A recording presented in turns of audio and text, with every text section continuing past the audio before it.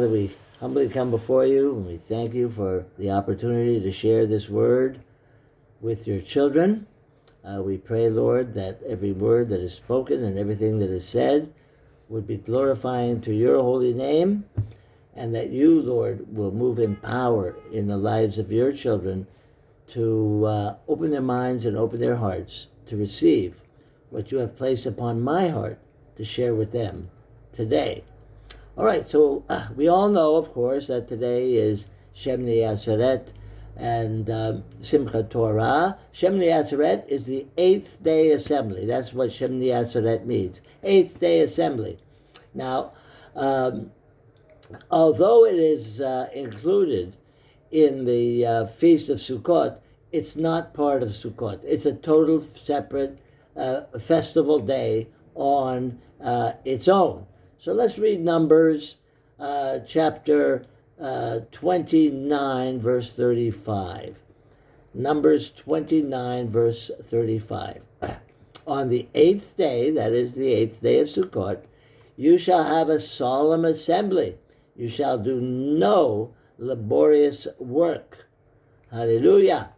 Now, in honor of this feast day, a special Torah parasha is read, and this is the portion from that reading that I have chosen to comment on. So listen up. Deuteronomy chapter 14, verse 22 and on. You shall surely tithe all the increase of your seed, that which comes forth from the field year by year. You shall eat before the Lord your God in the place which he shall choose to cause his name to dwell there. The tithe of your grain, of your new wine, of your oil, and the firstborn of your herd and of your flock, that you may learn to fear the Lord your God always. Thank you, Lord, for your word. Now, I want to ask a question. Why would tithing have anything to do with fearing the Lord? And why would it teach us to fear him? Well, the answer actually happens to be very simple. It is because not tithing means that you don't fear the Lord, since he has commanded us to tithe. So if we don't fear him, we don't tithe. If we fear him, then we honor his commandment and we tithe. Simple as that. So in order to understand this a little bit better, I think we need to look at what the scripture means when it says, fear the Lord. Now, there are many kinds of fear associated with God. There is a form of fear that is not from God. It's called superstition.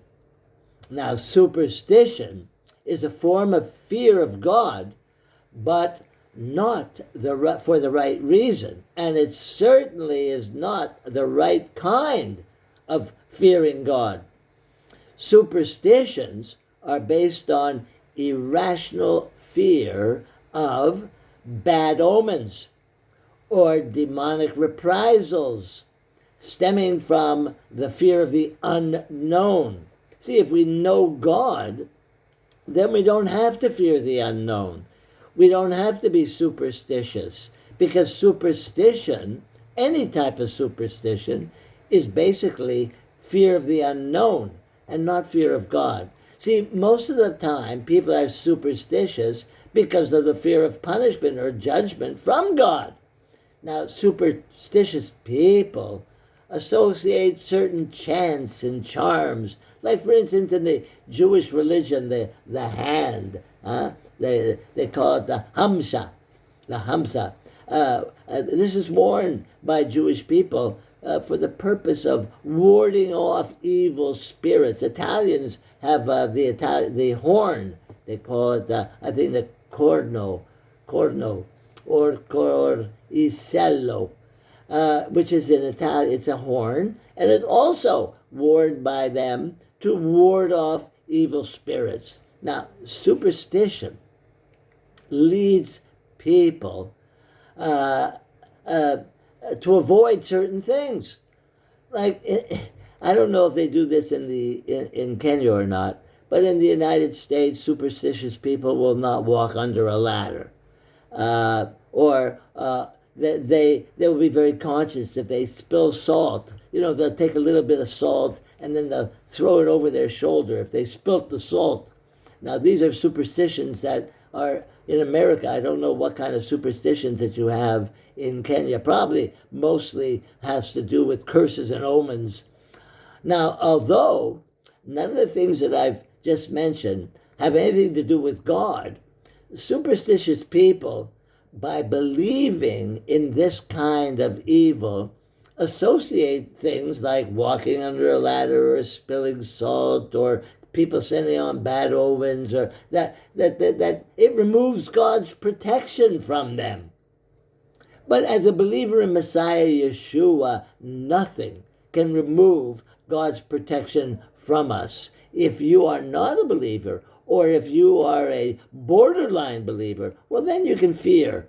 But other than that, if you are a true believer in Messiah Yeshua, God will never, ever remove his protection from us. Never, ever. See, superstition, I should say, in any form is really ignorant. Simple as that. I can't say it any other way. It's ignorant. Now, then there are the true fear of God. Now, this form of fearing God causes a person to take care not to offend God. See, a true fear of God is a person taking every effort in their lives not to offend God by making effort to live by his commandments and according to his will at all times in their lives. This is a healthy fear, which demonstrates reverence, awe, and respect for God and his word. See, the words reverence, awe, and respect, when used in Scripture, can be a synonym for a healthy fear of God. See, in Scripture, children are told to fear their parents. What that means is they are told to respect their parents. Leviticus 19, verse 3. Leviticus 19, verse 3. You shall fear every man his mother and his father. Well, every man means every child, his mother and his father. Or if you're an adult, you must fear your mother. You must reverence your mother and father. And you shall keep my Shabbats. I am the Lord your God. Now look at this here. Fearing your mother and father. What do they have to do with keeping the Shabbat? Well, if you had good fathers and mothers who were fulfilling the commandments of God the way they were supposed to, then they would be teaching you to honor the Shabbat. But by not doing that, they're not teaching you to honor the Shabbat. And therefore, that is why God said, you shall fear every man his mother and father, and you shall keep my Shabbats. Why? I am the Lord your God. See, wives are told to respect or fear their husbands in Ephesians 5, verse 33. Nevertheless, let every one of you in particular so love his wife, and even as himself, and the wife see that she reverence or fears her husband. See, wives are supposed to reverence their husbands. Not when you just think they're okay, or they're doing what you want them to do, or they bought you new shoes or a new dress or a new hat. But, and not if you think they're the best husband in the world. It doesn't say revere or fear your husband only if he's the best husband in the world. It says revere and fear your husband no matter who he is or what he is your husband. If you are married and you have come before the Lord and made a commitment before the Lord, then you're married and you need to honor and revere the man you married. Employees are told to respect or to fear their employers. here in Ephesians. In Ephesians, it's Ephesians 6, verse 5, it says servants, and in modern terms, in modern language, servants in modern language are employees, all right? So servants, be obedient to them that are your masters. Well, masters in this case are employers according to the flesh, with fear, that is respect, and trembling, in singleness of your heart, as unto Messiah. Well, what does that mean? Well, I've been a boss and I've been an employee, and so I've heard other employees really cut down the boss in public when they're amongst themselves. Talk evil about the boss. Well, as a believer in Messiah, we're not to do that. We're to reverence the boss. We're to respect the boss. Because if we don't respect the boss, we're disrespecting the Lord, because this is one of his commandments.